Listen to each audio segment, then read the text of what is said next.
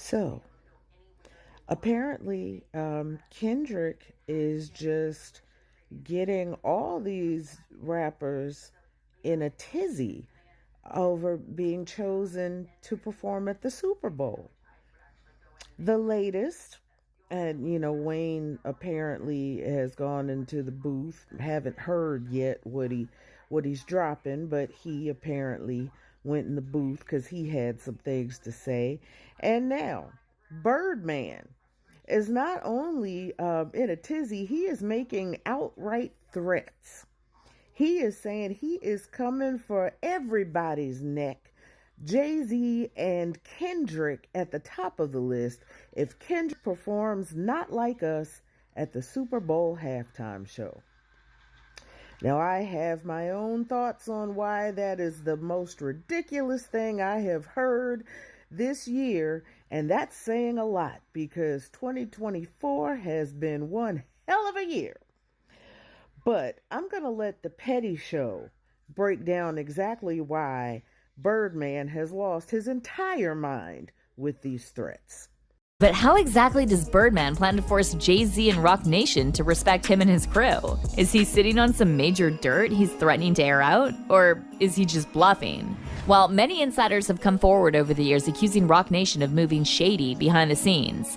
And sources close to Birdman claim he's got the receipts to prove it. And apparently, he's ready to spill everything if Kendrick performs Not Like Us at the Super Bowl. However, fans are saying that even if Birdman has something on Jay-Z and Roc Nation, he's probably not the right messenger considering his own shady history and sketchy allegations. Remember all those rumors about Birdman doing something to young Lil Wayne? These rumors reached fever pitch after that bizarre video resurfaced showing Birdman giving Wayne a kiss on the lips. The kiss was caught on camera during a Rap City interview where Birdman openly referred to Wayne as his son. And while Birdman claimed it was simply a father-son gesture, many fans weren't buying it, especially after they heard Birdman say that Wayne's the only person he kisses on the lips. Yeah.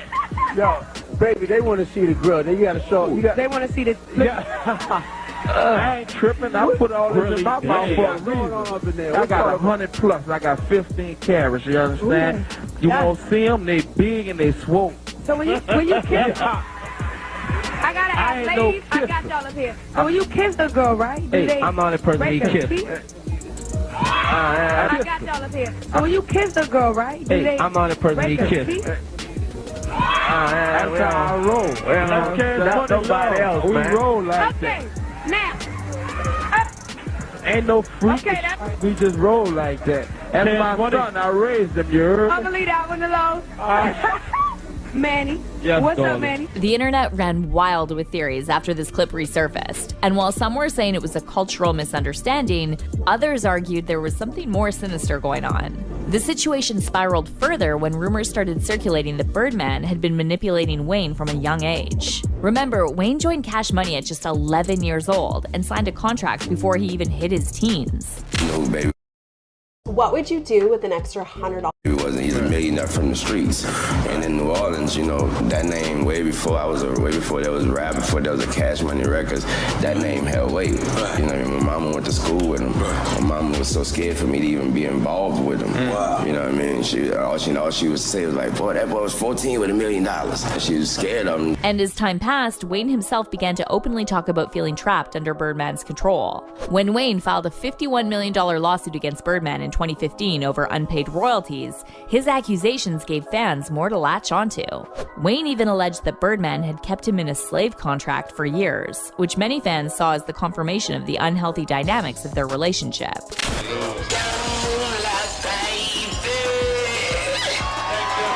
just want to turn y'all up for a second. You already know what it is. Tree Weezy album coming soon. Carter 5 coming soon. Cash Money.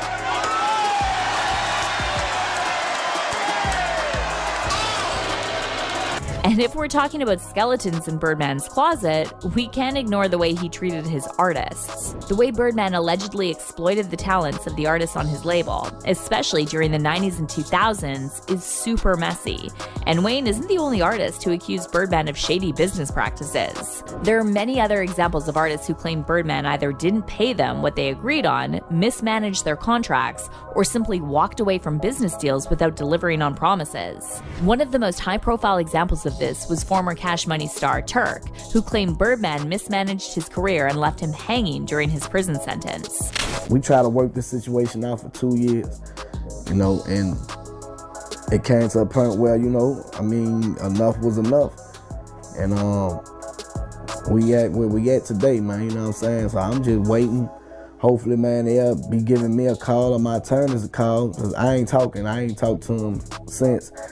And, we be coming to some kind of agreement. You know what I'm talking about? Well, I won't even have to go no further. So I'm willing to sit down, man, and talk it out, you know what I'm saying? And admit where I was wrong at, you know what I'm saying? And see how things will work out. But I don't never think it'll be the same like it used to be, because it's like any relationship. Once you don't have no trust, it ain't nothing. Another shocking betrayal was the situation with Juvenile, one of Cash Money's biggest stars in the late 90s. After his huge success with the album 400 Degrees, Juvenile famously parted ways with Cash Money after a dispute over money. And I just felt like I need to be compensated for. I'm working hard. I just want to get paid for it. Now, was it a bad contract, or they just wasn't paying nobody? Yeah, it was a bad contract. It was a bad contract, and it was just other things going on outside of that where I felt like I needed to get paid for, like shows, a lot of things, man. I always wondered was it the fact that you were making money, but you just weren't making as much as Baby and Slim, so you felt like you needed a bigger cut because you were the hottest artist. Oh, no.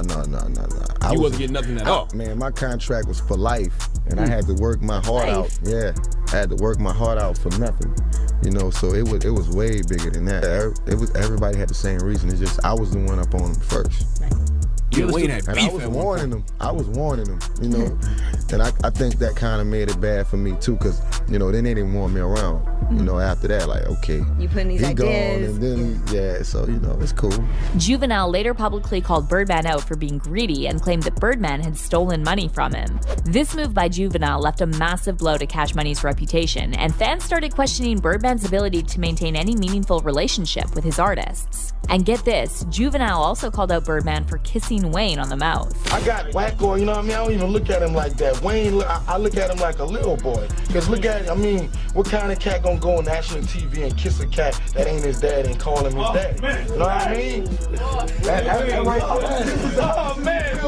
Radio. This is officially Real Talk Radio. Drama Hour in the building. Oh, man. Yeah, we got New Orleans in the building. Strong. I'm gonna tell y'all like this. They paint a picture wrong. And for you cats out there that think we be kissing, that's how we get along. No, we don't rock like that. I don't know what kind of picture they was trying to paint. This ain't no mafia. Right, that was cool. Cash Money wasn't no mafia, you know what I mean? And you definitely wasn't a mob boss or nothing like that. So I don't understand where the whole kissing situation came in at. You know what I mean?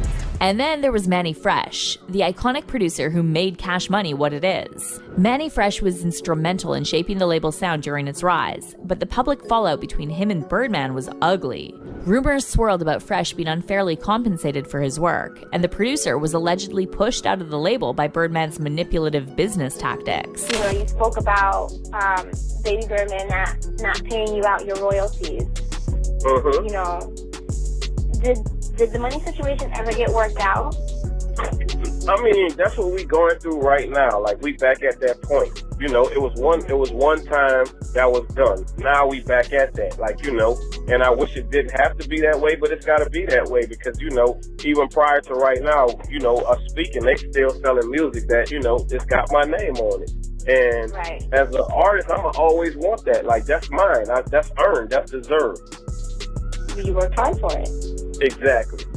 So, it's kind of crazy that we always got to go back and forth through this whole little, me asking y'all to do something that y'all should want to do. There's been quite a few lawsuits coming out against Cash Money and not paying their bills. Like, it can't be that they don't have it. So why do you think that they just don't take care of things on the business end as well as they do? I think it's a mentality, Like, that's the crazy thing. Like, not bad mounting them, but it's crazy. Like, as an artist, you got to think that you could be Manny Fresh 5 years. Everything that's on there right now, that could be you 5 years from now trying to get your check. Everything is good right now if you immediate, and you family, so money is being paid. But what about when all of that slow down and it's like, hey, dude, well, what about this? Like, you know what I'm saying? Right. So if after everything gets worked out the way it's supposed to, do you think there will be any way to mend fences? I don't think so. I'm gonna be honest with you. You know, I didn't feel that way at one time, but I feel like it won't never be that. Like, you know.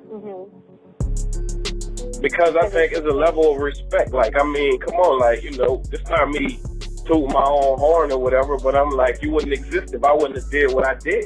And now let's talk about Birdman's legal troubles that include everything from lawsuits to allegations of tax evasion. One of the most high-profile legal cases was that lawsuit from Lil Wayne, who claimed that the label failed to pay him royalties for his The Carter series. But that wasn't the end of it. Birdman's shady financial dealings were exposed again when he faced foreclosure on his $14.5 million mansion in Miami. The house was linked to some serious financial issues that raised questions about Birdman's business practices. And on top of that, there were also rumors that Birdman had been trying to hide assets and evade taxes. Now, aside from his business dealings, there's a whole host of disturbing rumors about Birdman's past. For one, there are rumors about his criminal connections and alleged links to the New Orleans underworld. Birdman grew up in the tough neighborhoods of New Orleans, and his rise to power in Cash Money was filled with stories about street ties and shady dealings. And some insiders have said his reputation in the streets played a huge role in how he was able to take control of Cash Money in the first place, using fear and intimidation to build his empire. Manny Fresh sounded like he really just, hey man, listen, I just want to be I've been using this app, left alone and whatever. I don't remember the details of this exactly, but there was a back and forth, and Birdman said something to the effect of, don't make me show you what these tattoo tears about. How old was Birdman when he got those tattoo tears? I don't know. I know I got mine in 92. Oh, you have a tattoo tear? Yeah, I got two on one side, one other. I try to get it off because every time I when I used to go to jail for murders, the DAs be like, Yana, he has teardrop. He's a menace to society. Don't let him out, blah, blah, blah. So it's like, back then they had this little laser thing, you go through different stuff. Yeah. I heard it's different now, but I know I got mine in 92.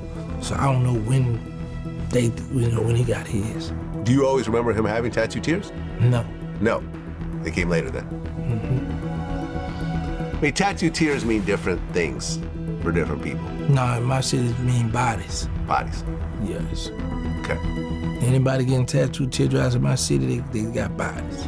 And on top of all this, Birdman's also been rumored to have ties to shady business operations in the music industry, with multiple allegations of using money laundering and illegal activities to keep his label afloat. And while not all of these claims have been fully proven, they've definitely contributed to Birdman's shady reputation. From his questionable relationships with Lil Wayne to the shady business practices at Cash Money, Birdman's skeletons are enough to make anyone question how he's managed to stay on top for so long. So when Birdman steps into the spotlight to call out Jay-Z and threaten to expose Rock Nation just because Kendrick got picked to perform at the Super Bowl, you've got to wonder, does Birdman really want to start a war when his own closet is full of secrets? But let's hear your take on this. How do you feel about Birdman threatening to expose Jay-Z when his own reputation isn't exactly clean? And what's the deal with Birdman and Drake throwing tantrums over Kendrick headlining the Super Bowl halftime show? Do you think Drake's lawsuit against UMG could actually block Kendrick from performing Not Like Us? Drop all your takes in the comments below, and don't miss out on this next video.